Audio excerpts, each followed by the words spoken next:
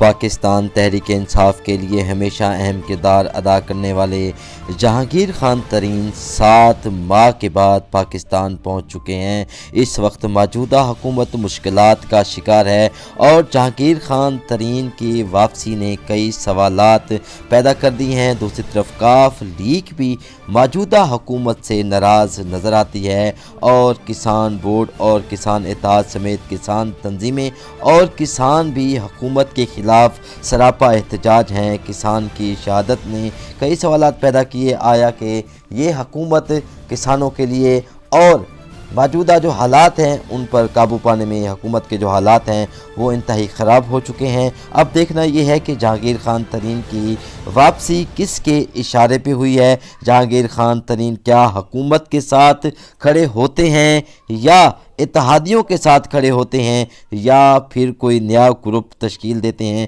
یہ تو آنے والے دنوں میں ہی پتہ چلے گا۔ لیکن جہانگیر خان ترین کی اچانک پاکستان میں واپسی کئی سوالات پیدا ہو رہے ہیں اور بہرحال جہانگیر خان ترین کی واپسی سے کئی سوالات گونجتے رہیں گے۔